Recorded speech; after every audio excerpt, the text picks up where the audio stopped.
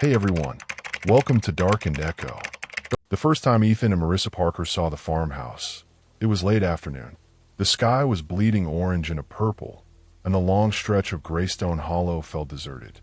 Their GPS had given up a mile back, insisting they had driven off-road, and the path they followed was more cracks than pavement, lined by trees so tall and so close that their branches knitted into a canopy overhead. The house revealed itself slowly, like something reluctant to be found. At first, it was only a roof line through the branches, then a chimney leaning slightly, then the jagged teeth of broken shutters. By the time the car rolled to a stop in front of the porch, Marissa's breath had fogged the window. She stared, her hand lightly touching her lips. "It feels like it's waiting for us," she whispered. Ethan forced a laugh, trying to shake off the weight pressing in on him. "It's just a house, Riss. Wood, nails, paint, and a hell of a deal." But even as he said it, he wasn't convinced. The farmhouse was 2 stories tall, its paint bleached gray by decades of storms, its porch sagging under its own weight. The shutters clung to the windows like broken wings, and the front door leaned in its frame as though it had been opened one too many times. The realtor had called it charming. Ethan thought forgotten was more accurate. When they stepped out of the car, the silence of the place pressed down on them. No cicadas buzzed in the trees, no birds stirred, not even the rustle of wind in the branches. Just silence. It was the kind of stillness that felt less like peace and more like holding your breath. Marissa hugged her arms to her chest. "It looks older than the pictures. It's got character," Ethan said, hoisting a box from the trunk. He said it too quickly, as if the right words could mask his unease. "Once we clean it up, you'll see. Fresh paint, new floors, maybe fix the porch. This place will shine." Inside, the air was stale and heavy, as though the walls hadn't been disturbed in years. Dust floated in the late sunlight, streaming through cracked blinds, and the wallpaper peeled in strips like skin. The floors moaned with every step. Still, there was something else, an almost imperceptible warmth, like the house was waking up after a long sleep. They spent the day dragging boxes through narrow hallways, stacking them in rooms that smelled faintly of rot and damp wood. The kitchen sink coughed before water spilled out, brown at first, then clear. The old refrigerator hummed to life after some coaxing. By evening, exhaustion replaced their nerves. Ethan collapsed on the sagging couch the previous owners had abandoned, while Marissa unpacked a few essentials in the kitchen. He rubbed his face, muttering under his breath, "I'm so tired of moving boxes." It was the kind of thing people say when they're alone, just noise to fill the room. But from the hallway, a hallway he knew was empty, a voice whispered back, "So tired of moving boxes." Ethan's heart slammed against his ribs. He sat up, his eyes snapping toward the dark stretch of hall. The sound hadn't been muffled like an echo. It was clear, sharp, as though someone had stood just out of sight and repeated his words back to him. He waited, frozen, his ears straining for footsteps, a breath, any sound that might explain it. The silence that followed was worse than the voice itself. Marissa padded back into the living room, holding 2 mugs of tea. "You look like you saw a ghost," she teased. Ethan forced a chuckle, just tired. But when he handed her a mug, he noticed his hand trembling. That night, as they lay in the upstairs bedroom, the house creaked and groaned the way old houses do. But beneath it, Ethan thought he heard something else. Not the shift of wood, not the scuttle of rodents, something softer, like a whisper he couldn't quite catch. Ethan told himself he had imagined it. Houses creaked, wind whistled, old pipes groaned. That was all it had been, an old house settling after years of silence. Yet, no matter how many explanations he stacked on top of the memory, none of them felt steady enough to stand. The next morning, Marissa was in high spirits, humming as she unpacked dishes into the kitchen cabinets. She thrived on projects like this, taking something broken, something unwanted, and coaxing life back into it. To her, the farmhouse was just another project. To Ethan, it was quickly becoming something else. As he carried a box of books into the study, he caught himself pausing in the hallway. The same hallway where the voice had come from. It looked perfectly ordinary, Faded runner rug, pale wallpaper yellowed with time, a single bare bulb overhead. But the silence there was different, deeper somehow, as though it was listening. He shook his head and pushed on. That evening, they ate pizza on paper plates, sitting cross-legged on the living room floor among towers of unpacked boxes. The place smelled faintly of dust and old wood smoke. Marissa laughed, brushing a strand of hair from her face. "Feels like we're camping," she said. Ethan smiled, though his mind was elsewhere. He hadn't told her about the whisper. Not yet. Maybe not ever. Later, while Marissa showered upstairs, Ethan stayed behind to tidy up. He gathered the plates, muttering under his breath, "I hate cleaning." From the darkened kitchen doorway came the softest of echoes. Hate cleaning. He froze.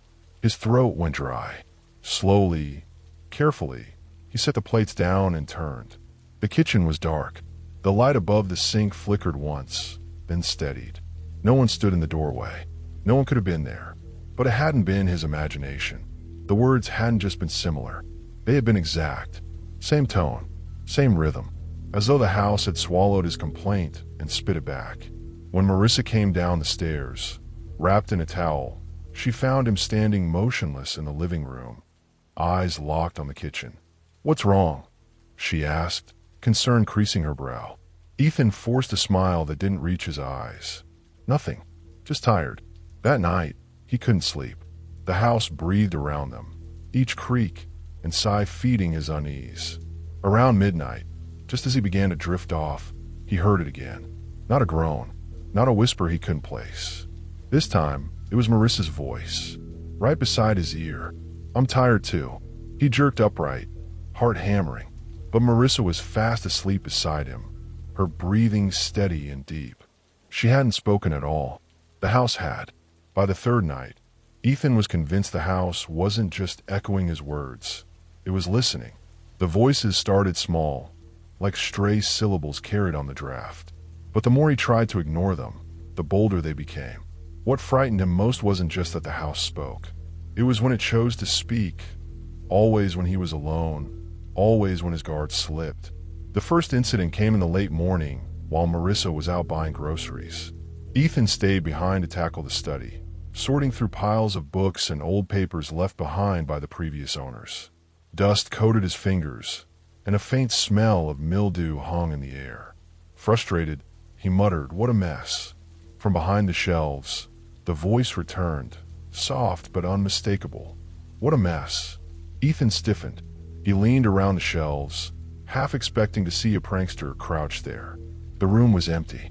His own reflection in the cracked window stared back at him, pale and wide-eyed. He slammed the box shut and left the study, heart racing. The second incident happened that evening. He and Marissa were eating dinner, cold sandwiches, because neither of them had unpacked the cookware. They sat across from each other at the kitchen table, the overhead light humming softly. Marissa sighed and pushed her plate away. "I'm sick of this unpacking," she groaned. From the corner of the kitchen, low and drawn out, came the answer. "Sick of this unpacking." Both of them froze. Marissa's eyes widened. She looked at Ethan, silently pleading for him to say it had been a trick, a draft, anything. But Ethan couldn't lie this time. He had heard it too clearly. They left the plates on the table and went to bed without another word. The third incident was the worst. It was after midnight when Ethan woke to the sound of footsteps in the hallway. Slow, deliberate, weight pressing into the floorboards. He reached out, touched Marissa's shoulder. She was still beside him, asleep. The steps stopped outside their bedroom door. Then, the doorknob turned. The door creaked open an inch. Ethan's breath caught in his throat, and from the hallway, in a voice identical to his own, came a whisper, "Don't wake her." Ethan bolted upright, slamming the door shut, his pulse hammering. He pressed his back against it, staring at the shadows under the crack. The footsteps faded, but the echo stayed in his head, looping endlessly. "Don't wake her. Don't wake her. Don't wake her." By morning, Ethan didn't need to tell Marissa the truth. The fear on her face said she had heard things too. The silence between them was heavy, broken only by the house's shifting groans. Whatever lived within those walls had grown bolder. It wasn't just answering anymore. It was learning. The storm arrived at dusk. Rain lashed against the farmhouse windows, thunder rolling across the valley like the growl of something enormous circling in the dark. Every room in the house seemed alive with sound. Floorboards groaning, rafters creaking, the walls themselves shifting as if to breathe. Ethan hadn't planned on exploring the attic. In fact, he'd been avoiding it. The hatch above the upstairs hallway had been there since day one, an ugly square in the ceiling with a rusted iron latch. He always felt it watching him as he passed beneath, as though something was crouched just beyond it, waiting. But that night, when the voices grew too insistent to ignore, his resolve cracked. It began as he was lighting a candle in the study, trying to distract himself with unpacking. The flame flickered violently, though the windows were shut tight. Then, in the silence between thunderclaps, he heard it, his own voice, echoing from upstairs. "Ethan, up here." Marissa was in the kitchen, humming softly to herself as she boiled water for tea. She couldn't have said it. The voice came again, louder this time, urgent. "Up here, attic, attic." His stomach clenched. He told himself it was nothing, a trick of nerves. But the pull was too strong. Candle in hand, he climbed the staircase. The hatch loomed above him. He reached for the cord, fingers trembling, and tugged. The ladder unfolded with a groan that echoed down the hall like a scream. The air that poured down was colder than the storm outside. Slowly, Ethan climbed. Each rung felt weaker than the last, as though the wood had been waiting decades to snap under his weight. When his head rose above the floorboards, he froze. The attic was not empty. Stacks of old trunks and boxes filled the corners, draped in sheets yellowed with time. Cobwebs clung like veins to the beams. But what stole his breath was the writing. Every wall, every inch of the slanted ceiling, was covered in words. Scrawled in charcoal, scratched with nails, gouged deep into the wood. The same words, over and over. "I hear myself. I hear myself. I hear myself." Thousands of repetitions, some faint, some carved so deep the boards had splintered. The flame in his hand sputtered as though suffocated. Ethan felt sweat run cold down his spine. Behind him, the hatch slammed shut. He spun, nearly dropping the candle, but the ladder remained in place. He wasn't locked in, at least, not yet. Then the whisper came, so close to his ear he felt the warmth of breath that wasn't his own. "Don't tell her." He whirled, holding the candle high, but the attic was empty. Empty except for the words, the endless, desperate words. "I hear myself. I hear myself." But underneath the thousands of lines at the very center of the far wall, Ethan spotted something different. A single message carved larger, deeper, almost as though someone had wanted it found. It learns. Don't answer back. The candle flickered violently and went out, plunging him into blackness. And in that blackness, the voice of Marissa, clear, perfect, spoke from the corner of the attic. "Ethan, why did you come up here?" His blood froze, because he knew Marissa was still in the kitchen. Marissa had always been the rational one. When Ethan confessed what he saw in the attic, she listened with wide eyes but shook her head. "You've been under too much stress," she whispered, placing a hand on his arm. "The move, the storm, the sleepless nights. You imagined it." But Ethan saw the tightness around her eyes, the way her hand trembled against his skin. She was afraid, though whether of him or the house, he couldn't tell. That night, she tried to dismiss it all with laughter. It's an old house. Old houses make noise. But the house didn't wait long to prove her wrong. They were in the living room, unpacking dishes from a box.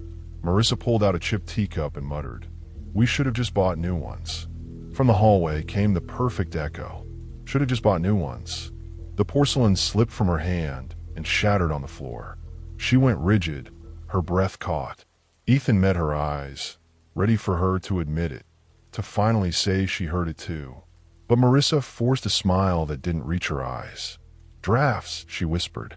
"This place carries sound strangely." Her hand shook as she swept up the pieces. The second crack in her denial came the following morning. She was brushing her hair at the vanity when Ethan entered the room. He opened his mouth to greet her, then froze. Because his voice had already done it. From behind the mirror, as though hidden inside the glass itself, came his own words. "Morning, Marissa." Her brush clattered onto the dresser. She spun toward him, eyes wide. "You heard that?" "Yes," Ethan breathed. Her lips parted as if she might finally admit it, finally break. But then her shoulders stiffened, and she shook her head violently. No, I didn't. That was you. You're trying to scare me." Ethan stepped closer. "Marissa, it wasn't me. You know it wasn't." But she turned away, staring at her reflection. The silence between them was worse than the whisper. That evening, she locked herself in the bathroom to take a bath. Ethan sat outside the door, head in his hands, listening to the sound of water splashing. He was about to drift into uneasy sleep when a voice floated down the hall. Marissa's voice. Soft. Singing. Only, the song was wrong. She was humming the tune of Rockabye Baby, slow and broken, each note bending into the next like something that had never sung before. Ethan knocked on the door, panicked. "Marissa." The humming stopped. Then, from inside, her voice said, "Don't come in." He hesitated. The door handle turned. The door opened. Marissa stood there, wrapped in a towel, eyes wide with fury. "What are you doing?" she demanded. "Why are you knocking like a lunatic?" Ethan's mouth went dry. You told me not to come in."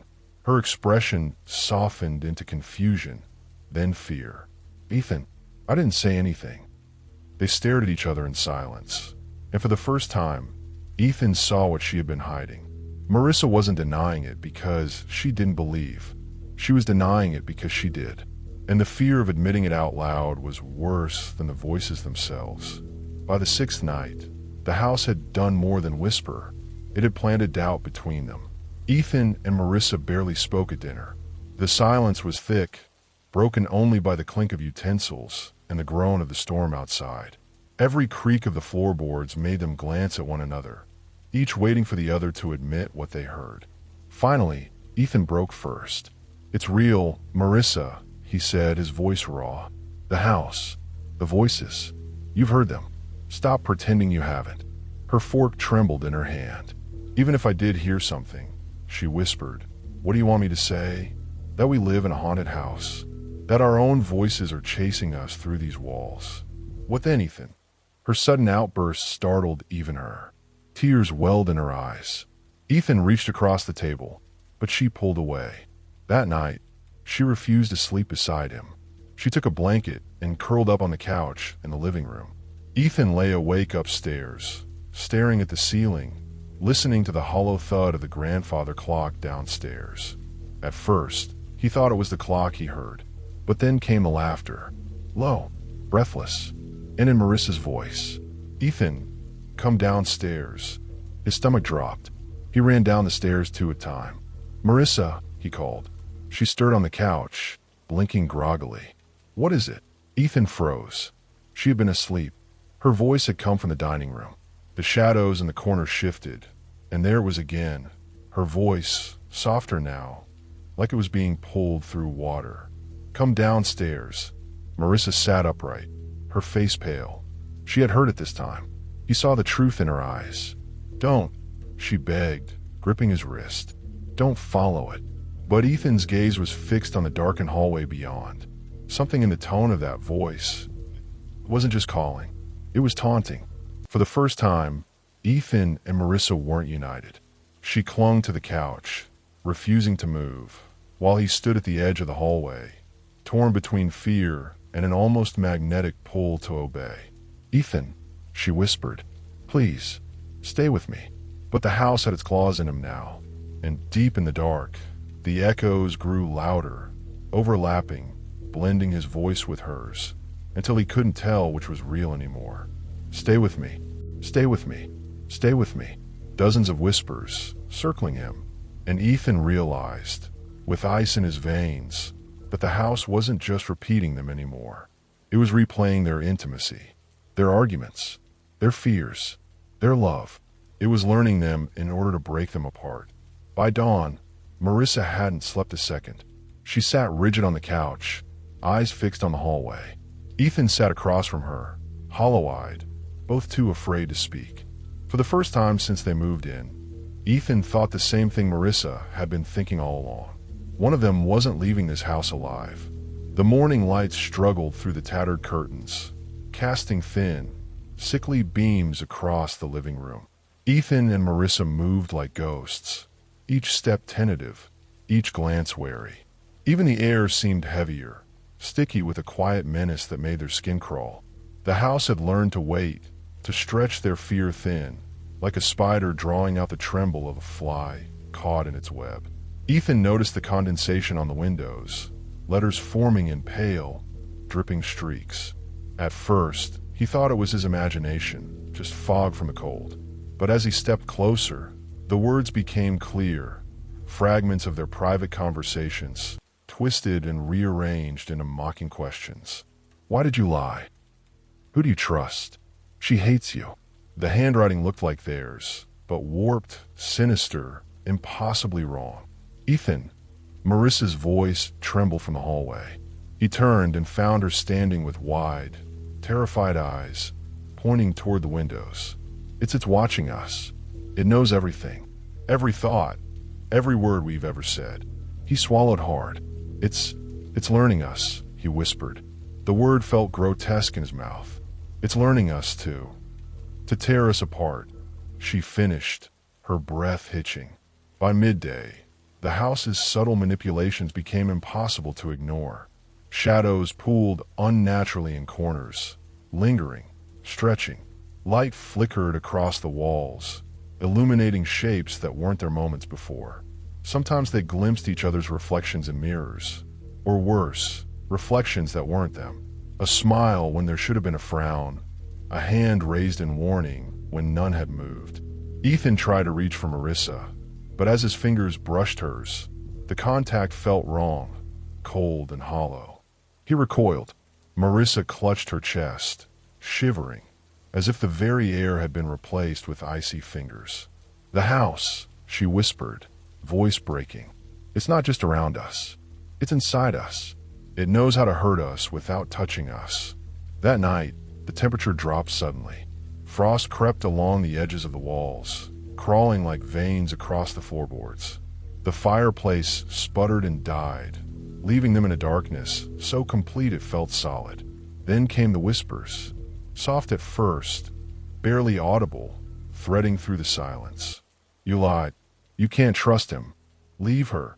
The voices overlapped with memories, arguments they'd had, moments of tenderness twisted into ridicule, secrets laid bare in malicious mockery.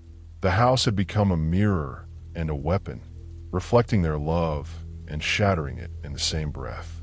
Ethan tried to block it out, to cover his ears, to cling to Marissa, but the whispers had already burrowed deep. His own voice joined the chorus without his consent. Stay apart, she'll betray you. Marissa clutched the blanket around her, rocking back and forth. It's making us doubt everything. It's fracturing us. By dawn, both sat in silence, hollow-eyed, exhausted beyond sleep. Every door, every wall, every corner of the house felt like it was watching, waiting, anticipating. They hadn't spoken a word since midnight, and yet the house had spoken enough for them both. Ethan realized, with a sickening clarity, that the fracture had begun. The house didn't just want to haunt them. It wanted to become them, to make them doubt themselves, doubt each other, until they could no longer trust their own thoughts, their own senses. And as he watched Marissa's trembling hands, he understood. The house was winning. Slowly, patiently, methodically, it was pulling them apart, one whispered lie at a time. The storm outside had picked up again. Rain pounded against the roof and windows like a warning. The grandfather clock ticked on, relentless, its hollow rhythm echoing in the walls. Ethan and Marissa sat together, yet apart, each lost in a maze of shadows and voices, knowing that tonight, the house wouldn't just whisper. They would be forced to listen and to answer back. The house had begun to move, not in the way of an old building settling or groaning under age. It shifted subtly, almost imperceptibly, like it was breathing, Hallways stretched when they looked away. Doors appeared where there were none before, and the floorboards hummed with a strange, low vibration, like the heartbeat of some immense, hidden creature. Ethan tried to speak to Marissa, but the words fell hollow. Every time he opened his mouth, his voice seemed delayed, echoing back at him slightly wrong. When Marissa answered, her tone warped, sometimes soft and pleading, sometimes sharp and accusing. They were no longer alone, not just in the house, but inside their own minds. By afternoon, they realized that sleep had become a trap. Dreams bled into reality. Ethan woke to find Marissa's reflection standing in the hallway mirror, even though she was locked in her room. She awoke to hear his laughter echoing from the living room, hollow and mocking. Every time they tried to leave, the doors resisted. Windows that had once offered a glimpse of the storm outside now reflected endless darkness. "Stay together," the house whispered again and again, but the command was twisted. When they tried to hold each other, their touch felt wrong, as if the flesh between them had been replaced with cold, unfeeling clay. They recoiled, hearts hammering, yet unable to stop the magnetic pull of the house. Shadows converged in the corners, writhing, almost alive. The walls themselves seemed to bend, forming grotesque archways, corridors that led nowhere. The chandeliers swayed, though the air was still, casting fractured light patterns across the floor like jagged teeth. Every surface reflected their faces, but not as they were. Smiles turned to sneers, tears to laughter, longing to malice. Ethan's thoughts raced. He could hear her voice in his head, distorted and doubled, whispering not comfort, but betrayal. Marissa's eyes darted to the corners, seeing shapes move just out of the corner of her vision. She could feel the house pressing against her chest, squeezing, forcing her to confront every fear, every insecurity she had buried. Hours passed, or maybe minutes. Time had become irrelevant here.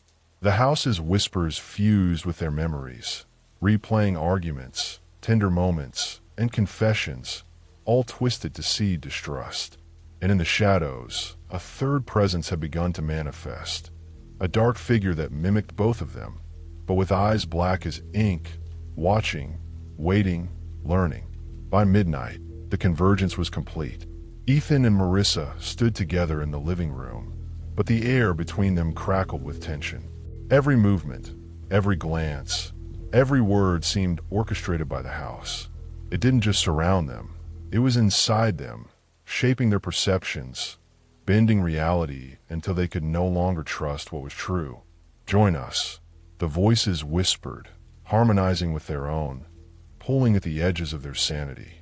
And as the grandfather clock struck 12, the house exhaled, a sound like the collective sigh of 1,000 trapped souls, and the darkness inside the farmhouse seemed to pulse with anticipation. Ethan and Marissa were no longer merely inhabitants. They were participants in a living, breathing entity, and the house was ready to claim the final piece of its conquest, their minds. The farmhouse had stopped pretending. It no longer whispered, they shouted. Every creak of the floorboards became a drumbeat of malice. Every shadow seemed to lunge just beyond their vision. Ethan and Marissa ran through the corridors, desperate to escape, but the house had warped itself. Hallways looped impossibly, rooms shifted as if alive, and the floor buckled beneath their feet like it resented their movement. Mirrors cracked spontaneously, spiderweb fractures splitting the glass, and in every broken shard, their reflections moved differently from them, smiling when they wept, screaming when they whispered. Ethan tried to reach for Marissa, but she was already being dragged by her reflection, her eyes wide in terror. "You're not real," he shouted, but the voice that answered was hers, soft and mocking. "You'll never leave." The walls pulsed with sound, echoing every argument they had ever had, twisting their love into ridicule, their trust into suspicion. The fireplace roared to life and died again, sending jagged shadows crawling up the walls like hungry fingers. The ceiling warped, stretching, bending over their heads like the body of some colossal predator. Marissa screamed as her reflection leapt from the mirror, reaching for her with cold, skeletal fingers.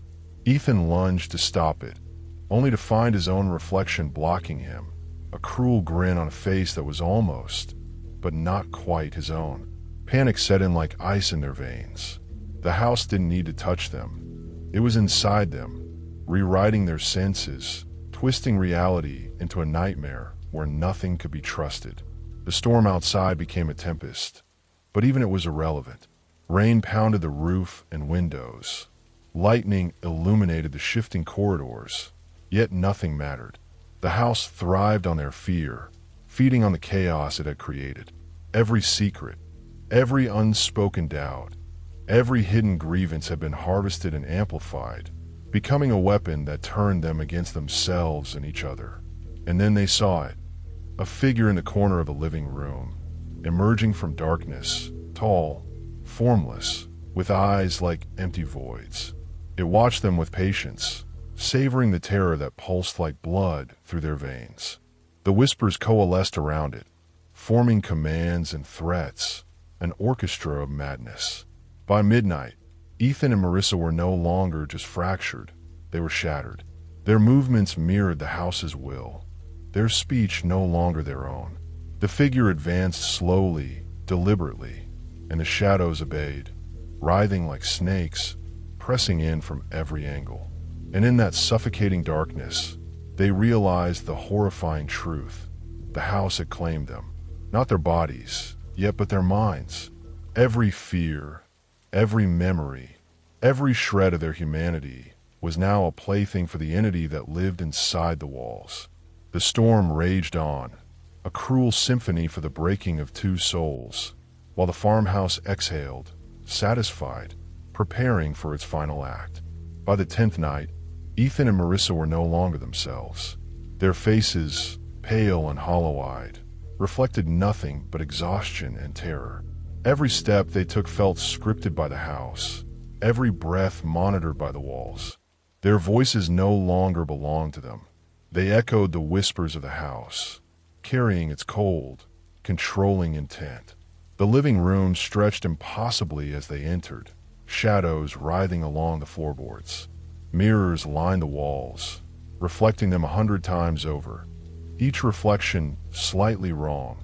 Smiles that never reached the eyes, tears that never fell, hands reaching out with unnatural rigidity. The house pulsed around them, a dark heartbeat that matched their own, yet one they could not control. Join us, the voices called in unison, merging with their own tones. Become us. Ethan reached for Marissa instinctively, desperate for something real, something familiar. But the hands that met hers were cold, hollow, lifeless, as if their flesh had been replaced by shadow. She mirrored the same gesture, but when their fingers touched, it wasn't them.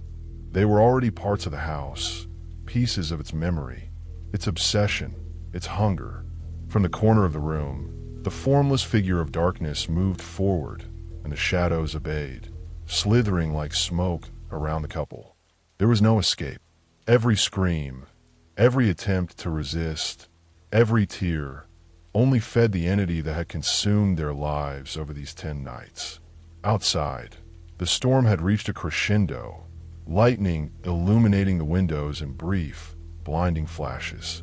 Inside, the house exhaled, a sound like 1,000 whispers colliding, like the laughter and cries of everyone it had ever ensnared. The walls absorbed them entirely. Their thoughts, their fears, their love, and their betrayals became the house's new language, etched forever into the wood, plaster, and stone. Ethan tried one last time to speak. His voice came out fractured, layered with dozens of others, repeating his words and twisting them. Marissa looked at him and saw herself reflected in him, yet not. And in that instant, the line between them, between self and shadow, dissolved. The house had succeeded. Ethan and Marissa were no longer people. They were whispers, echoes, and memories, trapped inside the very walls they had once called home. By dawn, the farmhouse was silent, as if nothing had happened.